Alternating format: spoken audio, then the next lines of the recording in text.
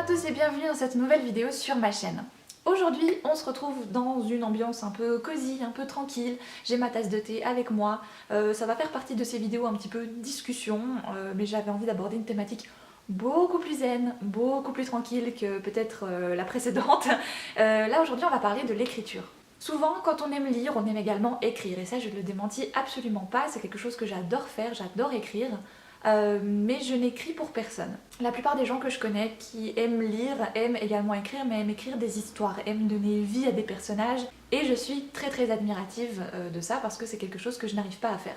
J'en avais déjà parlé sur différentes foires aux questions, dans différents lives. Je n'écris pas, ou alors j'ai essayé d'écrire des quantités d'histoires. Vous imaginez même pas le nombre d'histoires que j'ai commencé et que j'ai lâchement abandonné parce que je ne trouvais pas la suite, parce que ces personnages-là ne me correspondaient plus, qu'ils ne m'intéressaient plus. Je suis partie vers du contemporain, vers du drame, vers de la fantaisie, vers du fantastique, et j'ai un petit peu essayé à peu près tout. Et jamais j'ai réussi, jamais j'ai trouvé des personnages qui me plaisaient, ou alors ils ressemblaient toujours à des personnages que j'avais adorés dans des romans précédents, et du coup j'avais pas l'impression que c'était vraiment les miens.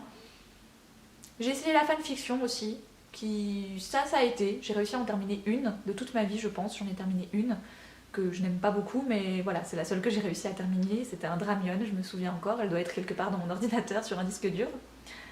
Alors du coup, si j'écris pas d'histoire, vous devez vous dire, mais alors qu'est-ce qu'elle va nous présenter ici? Ça ne sert strictement à rien. Le but de cette vidéo, en fait, c'est de vous présenter, de vous parler de comment j'écris pour moi. Ça fait depuis mes 12 ans que je tiens un journal intime, donc ça date. Ça fait 13 ans maintenant au total que j'écris ma vie dans des journaux. Et le premier cahier que j'ai, eh bien c'est celui-ci. Alors oui, il est un petit peu kitschos, hein, je l'ai eu quand j'avais 12 ans et demi je crois. Donc le premier cahier dans lequel j'ai commencé à décrire mes journées, parce qu'au début je vous avoue que c'est un petit peu près tout ce que je faisais dans ces cahiers-là.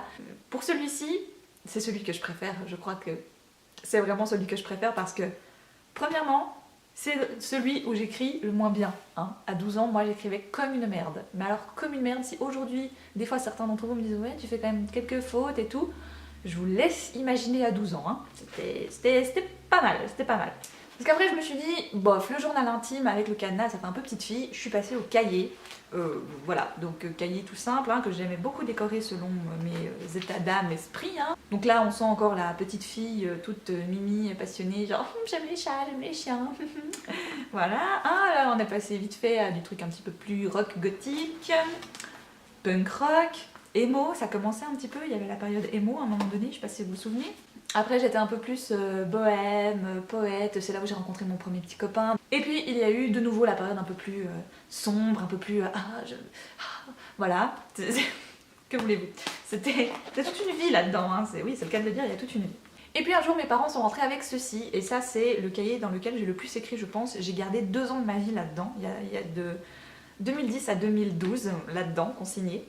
C'est là où il y a eu le plus de rebondissements dans ma vie, je crois, voilà. Donc j'ai terminé celui-ci en ayant quitté mon premier copain, en ayant une relation un petit peu étrange avec un autre, et à la fin, je me suis mise avec Vincent. Et quand je me suis mise avec Vincent, j'ai complètement arrêté d'écrire.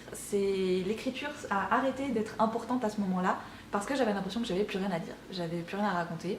J'avais plus de situations rocambolesques à dire, le train-train s'était installé. Je voyais plus trop l'intérêt d'écrire en fait à ce moment-là. Et ça m'a quand même bien passé pendant bien 2-3 ans où j'ai plus écrit du tout. Et l'année passée, pour les personnes qui me suivent sur le blog, vous avez pu voir que je m'étais acheté un nouveau journal et que j'avais très envie de me remettre à l'écriture pour moi. Parce que quitte à ne pas vouloir faire pour les autres parce que je n'y arrive pas, ok, mais écrire pour moi c'était important. Donc j'ai recommencé et depuis l'année passée j'ai repris un journal intime et je m'y consacre en tout cas une fois par semaine, des fois je laisse le temps un peu plus s'écouler, mais c'est quelque chose que j'aime beaucoup. Voilà, c'est marrant de voir l'évolution qu'on peut avoir et je suis tellement contente d'avoir tout gardé, d'avoir ces cahiers avec moi et de voir à 12 ans j'étais comme ça et 13 ans plus tard j'en suis là. C'est assez hallucinant de se dire qu'à 12 ans on n'a aucune perspective, on ne se rend absolument pas compte de certaines choses et que plus le temps avance et voilà, plus ça travaille. Et c'est assez intéressant à lire. Mais dans cette vidéo, je voulais surtout en revenir à ces 2 petits livres que vous avez peut-être pu voir sur Instagram. J'en ai pas vraiment parlé sur le blog ni sur la chaîne, mais je m'étais acheté ces 2 livres l'année passée, donc fin de l'année 2014 pour 2015.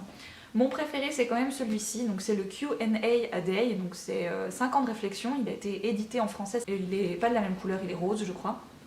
Donc ce que j'aime beaucoup dans celui-ci, c'est que chaque jour on va nous poser une question et chaque jour on va répondre à la question. Ce que j'aime dans le principe de ce bouquin-là, c'est qu'on étale tout ça sur 5 ans. C'est-à-dire que pendant 5 ans, le 2 janvier, il y aura toujours la même question et je vais toujours répondre à la même question. Mais ma réponse peut changer d'une année à l'autre.